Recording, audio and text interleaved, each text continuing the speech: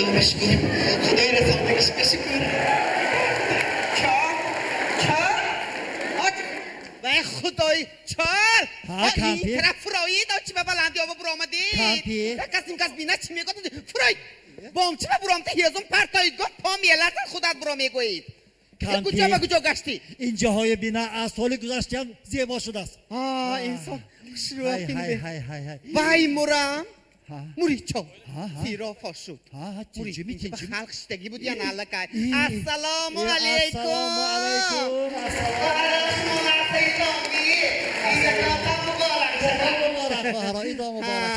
من خانه گفته همین دیر وزکک بوده نیت کرده بودیم که همین بابیم کانسرت های انور جان بگفته خدا بارسان اله خدا بارساند هر سال اله رساند همین سالی گذشته کنسرت انور جان با آقانچی آمدیم مزه خورک شدن کمپی همین حال جانم به نماده کنسرت انور جان برید کنسرت انور جان برید من امروز 8 مرد من آوردم 20 ساجده نیت کرده که بودیم چه خنم بیارید آخی یه بیزار کردی یک سالی در از آخی تا به جای خوش روی بندم مردک دوی همین جا خوش ناس نکشید نمورید ناس محکم کنید خمارش گریف آخی دردتان اثرتان مانچا روز کنید اینجا شما دیهنیه اینجا شهره نموریده من روز کردم خودتانه دارید با اینجا کاخی رو دکی با عموما اینجا ممکنه ناس کشی یه توبه یه چی به ممکنی آخی؟ کنیه گفتم کو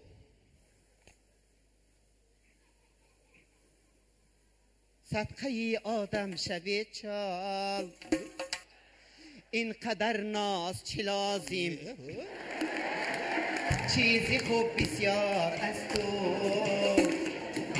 ناسی اخلاص چی لازم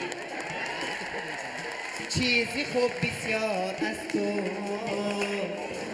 ناسی اخلاص چی لازم ای میگهد اجل ای گفکات زهر گوشو مینم میخوری کمپیر تو از سهر گوشو مینم میخوری کمپیر تو از سهر علم عاشقانم علم از دیگر عاشق شدم میخواهد این دلم علم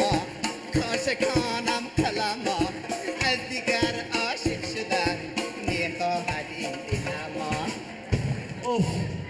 من بکی گویم دردم دیوان بکر کمپیر منه بینید من چی خیل جوان میگوید آخیر پیر منه بینید من چی خیل جوان میگوید آخیر پیر منه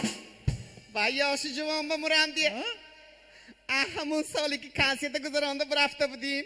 چاله دیلشان با بطون یاشی جوان شدگی هر زمان به کمپیر این لبکات اصلا گفته میمانن ها خدا کد نمانم 20 سالی هست لبی توبه پیشی خلقنده کمپیر کمپیر این قدر ناز چی نازی؟ وای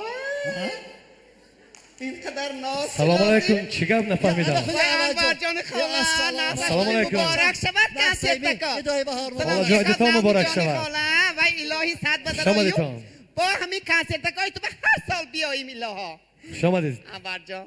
اما کد ناز چی لازم گفت سادی هم دیویژنی کرده ناز چی لازم یا ناز چی لازم گفت آستید می من ناز گفتم و اینا ناز گفت سادی هم حاضر شما دید ایدتان مبارک شود